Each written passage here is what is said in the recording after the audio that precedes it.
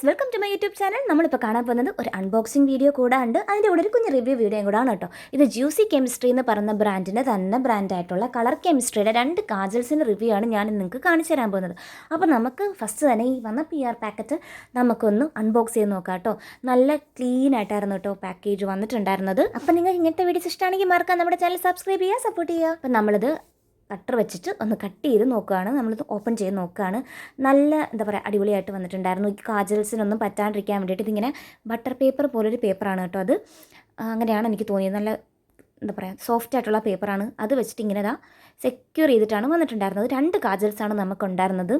ഒരു ഷെയ്ഡ് വന്നിട്ട് ബ്ലാക്കും ഒരു ഷെയ്ഡ് വന്നിട്ടൊരു ബീച്ച് ഷെയ്ഡായിരുന്നു. എനിക്കൊരു ന്യൂഡ് ഷെയ്ഡ്, നമ്മുടെ സ്കിന്നിൻ്റെ കളർ എന്നൊക്കെ നമുക്ക് വേണമെങ്കിൽ പറയാം. അപ്പോൾ ഞാനിപ്പോൾ ഫസ്റ്റ് കാണിക്കാൻ പോകുന്ന കളർ എന്ന് പറയുന്നത് ബ്ലാക്കാണ്. ഇത് കളർ കെമിസ്ട്രിയുടെ മാറ്റ് ഫിനിഷ് ഉള്ളൊരു കാജലാണ്. ലോങ് ലാസ്റ്റിംഗ് അൾട്രാ പിഗ്മെൻറ്റഡ് ആണെന്ന് കേട്ടോ പറയുന്നത്.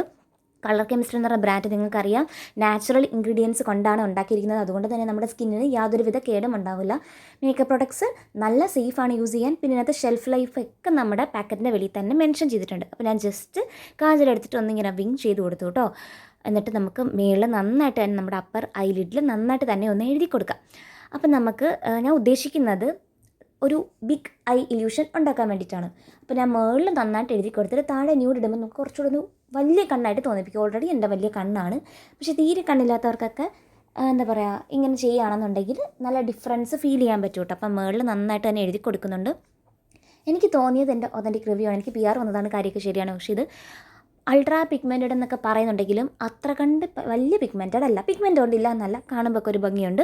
പക്ഷേ അത്ര അങ്ങോട്ടൊരു പിഗ്മെൻറ്റേഷൻ ഇല്ല. ഭയങ്കര ജെറ്റ് ബ്ലാക്ക് എന്നൊക്കെ പറയാൻ വേണ്ടിയിട്ടുള്ളൊരു രീതിയിൽ പിഗ്മെൻറ്റേഷൻ ഇല്ല. അത്യാവശ്യം ലോങ് ലാസ്റ്റിംഗ് ആണ്, അത്യാവശ്യം എന്നേ പറയാനുള്ളൂ. പിന്നെ ഇത് നാച്ചുറൽ ഇൻഗ്രീഡിയൻസ് ആയതുകൊണ്ട് ഒട്ടും തന്നെ കണ്ണിന് പ്രശ്നമോ കാര്യങ്ങളോ ഒന്നും ഉണ്ടാക്കിയിട്ടുണ്ടായിരുന്നില്ല.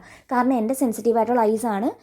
അപ്പോൾ എനിക്കെന്തെങ്കിലും പിടിക്കാതുണ്ടെങ്കിൽ അപ്പോഴേ കണ്ണിൽ നിന്ന് ഇങ്ങനെ വെള്ളം വരാനായിട്ട് തുടങ്ങും. അങ്ങനത്തെ പ്രശ്നങ്ങളോ കാര്യങ്ങളോ ഒന്നും ഇല്ലായിരുന്നു. പിന്നെ ഇത് ഈസിലി ഗ്ലൈഡ് ചെയ്യുന്നുണ്ട്, പെട്ടെന്ന് തന്നെ ഇത് കണ്ണിലേക്ക് ആവുന്നുണ്ട്. നിങ്ങൾക്ക് കാണുമ്പോൾ തന്നെ അറിയത് കണ്ടോ, ഭയങ്കര പിഗ്മെൻറ്റേഷനും കാര്യമൊന്നുമില്ല. എനിക്ക് കുറച്ച് എന്താ പറയുക, ഡിസപ്പോയിൻറ്റഡ് ആയിട്ട് തോന്നി.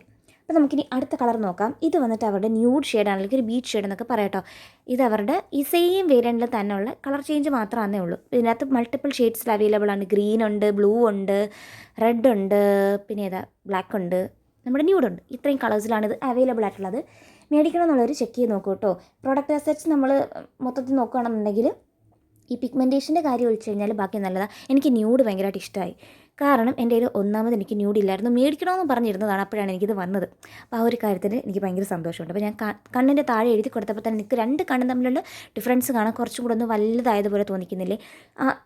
നമ്മളൊന്ന് കണ്ണ് ബഡ്സ് വെച്ചിട്ടോ അല്ലാന്നുണ്ടെങ്കിൽ നമ്മുടെ കൈ വെച്ചിട്ടൊന്ന് സ്മഡ്ജ് ചെയ്ത് സെറ്റാക്കി എടുക്കണം കേട്ടോ. അപ്പോൾ ഞാൻ ഇങ്ങനെ എഴുതി കൊടുത്തു കഴിഞ്ഞപ്പോൾ നിങ്ങൾക്കിപ്പോൾ തന്നെ കാണാം നമ്മുടെ കണ്ണ് കുറച്ചും കൂടെ ഒന്ന് വലുതായ പോലെ തോന്നിപ്പിക്കുന്നുണ്ട്. അതിന് ഹെൽപ്പ് ചെയ്യുന്നുണ്ട്.